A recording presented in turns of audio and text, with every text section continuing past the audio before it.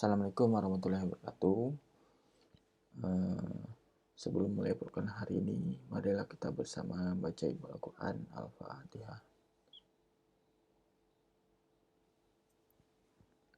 Amin.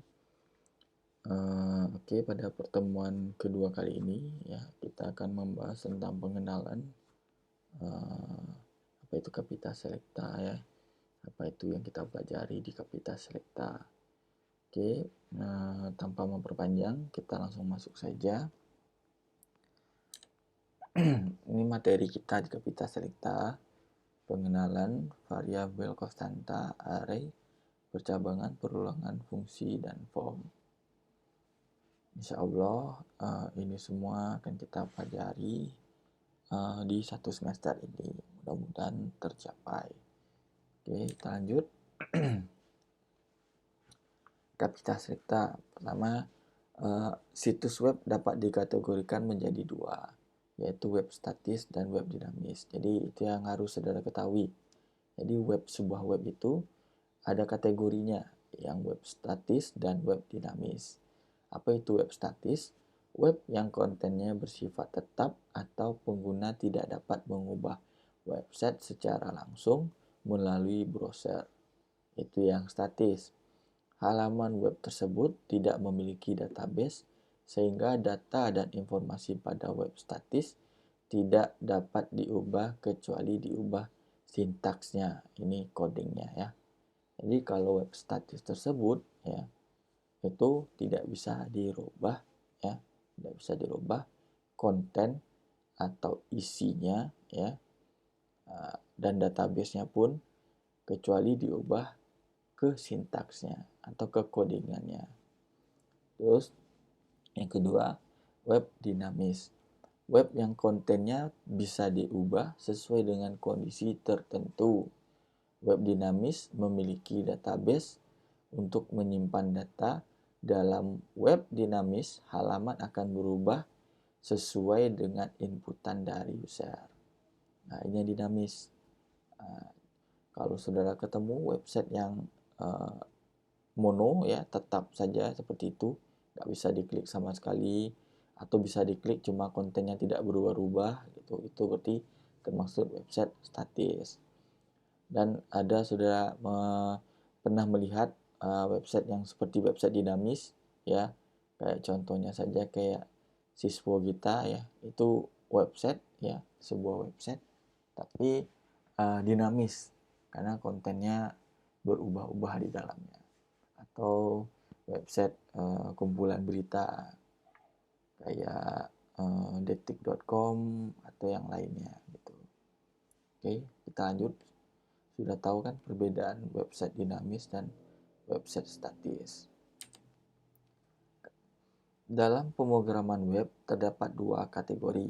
Nah, pertama client side scripting. Nah, apa itu client side scripting? Yaitu pemrograman web di mana script atau script program ya diolah di komputer pengunjung atau klien. Web yang menggunakan program ini biasanya bersifat statis.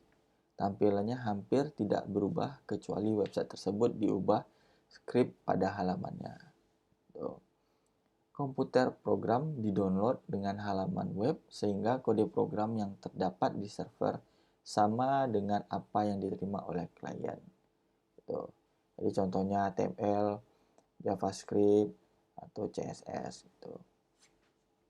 Ini yang client side scripting.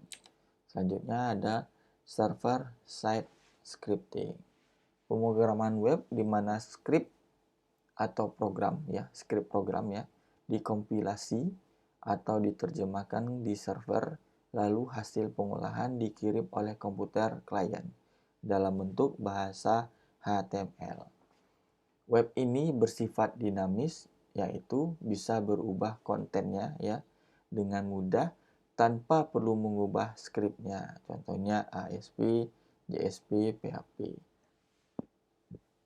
Nanti kita pelajari yang PHP. Oke, kita lanjut.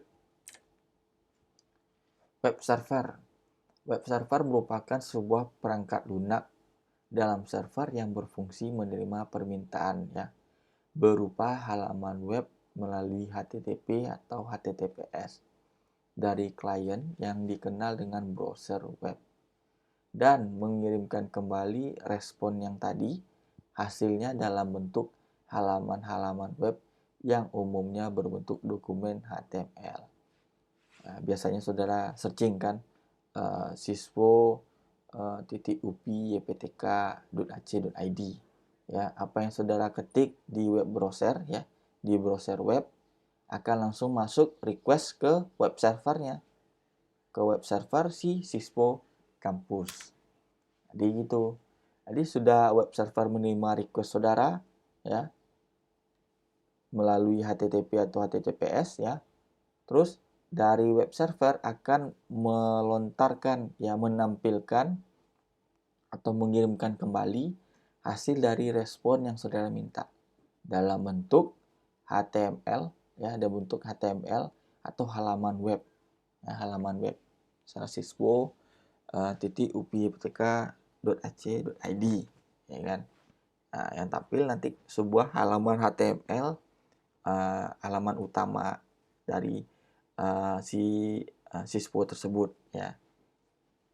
Halaman tersebut ya berbentuk HTML ya. Oke, kita lanjut. Nanti saya lihatkan apa itu HTML. Ya, gimana sih contohnya gitu. Contoh paket web server yaitu pertama PHP Triad, XAMPP, WAM, Easy PHP. Nanti kita memakai yang XAMPP ya. Bapak harap sudah diinstal semuanya di laptopnya ya.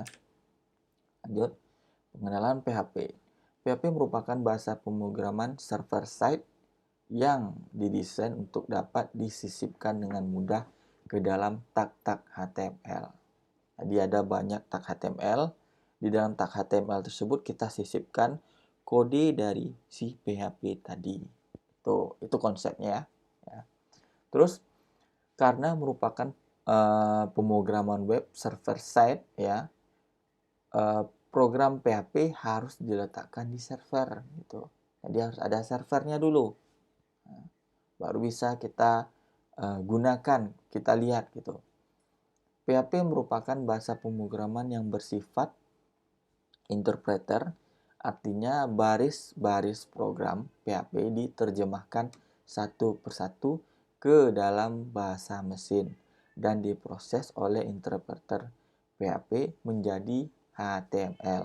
Nah, ini sehingga klien yang berupa browser hanya melihat hasil HTML tanpa melihat program PHP di dalamnya gitu. Jadi yang dilihat oleh si user ya itu hanya tampilan hasil, bukan HTML-nya. Nanti kalau HTML itu berupa coding semua gitu. Lanjut ke cara kerja PHP. Nah, ini istilahnya gambaran yang sebelumnya Bapak kasih tahu, gambaran cara kerja PHP. Ini saudara, ini klien ya. Klien ini browser ya, browser saudara ya, browser saudara. Terus saudara mau request nih, membuka suatu server, membuka suatu website ya. Nanti web server itu merespon ini sebagai codingannya ya, tampilannya ya. Atau ini server respon seperti ini ya. Bapak permudah lagi ya. Saudara membuat sebuah PHP ya, pemrograman ya. Nanti codingannya seperti ini. HTML ya. Ini buka PHP, echo. Ini lambang, nanti kita apa ya? Fungsi-fungsinya apa saja ini? Ini apa sih? Fungsi dari codingnya ini. Terus hello. Kita tutup PHP, terus HTML. Nanti server merespon bahwasanya yang si PHP tadi itu dihilangkan. Si PHP tadi dihilangkan, hanya muncul hello. Jadi hanya muncul yang ini. Tuh. Dan jika saudara melihat pada tampilan layar saudara, ya, outputnya tidak seperti ini ya. Tampilannya, codingnya tidak terlihat. Yang terlihat hanya tulisan hello. Nah, itu maksudnya. Mudah-mudahan mengerti ya. Kita lanjut. Masih pengenalan PHP. PHP dapat dijalankan melalui file HTML yang kemudian dipanggil melalui web browser seperti Mozilla Firefox, Internet Explorer, Opera, Google, Chrome, Safari, dan lain-lain. Program dalam PHP ditulis dengan diberi ekstensi .php. Jadi ekstensinya .php. Nah, contohnya kalau file dokumen itu ekstensinya .doc atau .docx. Oke. Lanjut. Cara penulisan skrip PHP bisa seperti ini. Ini buka PHP-nya, ini tutup ya. Atau seperti ini, buka PHP-nya, tutup. Tuh. Atau ini buka ya dan tutup. Tuh.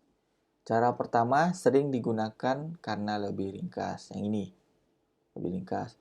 Cara yang kedua digunakan untuk kombinasi dengan XML, sebuah bahasa yang merupakan pengembangan dari HTML. Ini yang kedua. Cara yang ketiga digunakan untuk mengantisipasi editor-editor yang tidak dapat menerima kedua cara di atas. Jadi ini yang tidak dapat menerima cara kedua ini. Tapi kebanyakan ya nanti kita akan memakai yang ini, yang versi kedua. Oke, lanjut. Cara penulisan skrip PHP. Setiap perintah diakhiri dengan tanda titik koma. Jadi semua perintah diakhiri dengan tanda titik koma. Mesin PHP mencari baris-baris yang berada di dalam tag. Nah, ini tagnya tadi. Atau tag yang ini. Di dalam HTML, di dalam halaman HTML dan menerjemahkannya sehingga web server dapat memberikan hasil berupa HTML. Ya, yang seperti yang Bapak jelaskan sebelumnya tadi. Ini contoh programnya ya.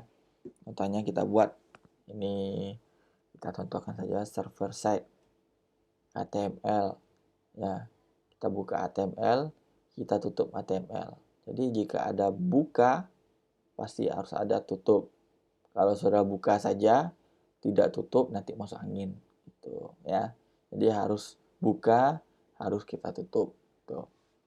Terus title, kita tutup title gitu. Body, kita tutup body. Jadi ada buka, ada tutup ya. Cara ngetiknya ya, cara mengetiknya kita buat title dulu, langsung kita buat tutupnya agar tidak terlupa. Baru di tengah-tengah atau di dalamnya baru kita isi apa yang mau kita isi gitu. Terus body, kita buka PHP, kita tutup tag PHP-nya. Dalamnya kita buat echo ya, echo titik atau kutip ya, kutip B ya, buka B, tutup B. B ini fungsinya nanti akan saudara ketahui jika sudah praktekkan ya gitu. Oke. Terus echo P ya, kutip MK titik 2 pemrograman web contohnya. Terus tutup P ya. Di akhir kalimat ini ya, di akhir sintaks ini yang sintaks PHP-nya harus diakhiri dengan titik koma. Ini titik koma ya. Keterangan print atau echo sama dengan perintah untuk menampilkan data. Nah, itu ya. Print ya atau echo ini bisa kita buat print atau echo gitu. Perintah untuk menampilkan data. Kita lanjut. Nah, ini menjalankan web server. Ini yang istilahnya perantara kita ya. Perantara kita ke sebuah istilahnya komputer ya. Perantara kita untuk menerjemahkan bahasa pemrograman PHP atau HTML tersebut ke komputer ya, web server. pastikan Apache server sudah aktif seperti gambar di bawah. Jadi ini kita aktifkan Apache ya. Ini kita aktifkan Apache. Yang MySQL boleh diaktifkan, boleh tidak ya. Kalau untuk sekarang mungkin belum perlu MySQL karena kita belum masuk ke dalam ranahnya database. Oke, kita lanjut. Nah, cara menjalankan program PHP. Program diletakkan pada home directory dari situs. Jika server menggunakan PHP Triad, letakkan file ya .php-nya pada pada folder nih Apache htdoc. Di sana diletakkan. Jadi nanti di program C saudara ya, di drive C saudara itu ada exam.pp namanya, ya nama foldernya exam.pp. Di dalamnya ada Apache dan htdocs. Itu nanti dimasukkan di dalam htdocs-nya. Itu dalam folder htdocs-nya. Terus jika server menggunakan XAMPP ya, exam ya nanti kita pakai exam ya, bukan pakai PHP Triad. Letakkan file .php-nya pada folder exam/htdoc. Tuh, garis miring htdoc. Oke, nanti di dalam folder exam langsung htdoc. Nggak perlu cari lagi Apache htdoc, nggak perlu. Kita langsung aja klik cari folder examnya di C-nya ya. Terus cari htdoc. Nanti masukkan situ file PHP-nya. Terus bisa buka browser, jalankan dengan mengetik localhost. Nah, ini nama apa kita? PHP kita tadi. Ini nama apa nih? Ini nama folder kita. Ya. Ini localhost, ini nama folder kita. Jadi di dalam htdoc ini bisa kita kumpulkan dalam satu folder, ya. Kita kumpulkan dalam satu folder. Terus ini yang codingan kita, server side.php. Atau yang seperti ini, bisa juga. Tapi kita pakai yang ini, yang di atas. Oke, kita lanjut. Nah, hasil tadi, penasaran hasil tadi seperti apa? Hasilnya seperti ini. Jika dijalankan maka akan menghasilkan, nah ini judulnya tadi ya. Selamat datang MK pemrograman web ya 2 ya. Boleh sudah buat MK Kapita Selecta. Boleh. Terserah. Jadi itu hasilnya tadi yang coding yang sebelumnya. Kenapa ini hitam? Selamat datang hitam. Karena fungsi ini ya, fungsi sintaknya B ini. B ini untuk mempertebal. Ya.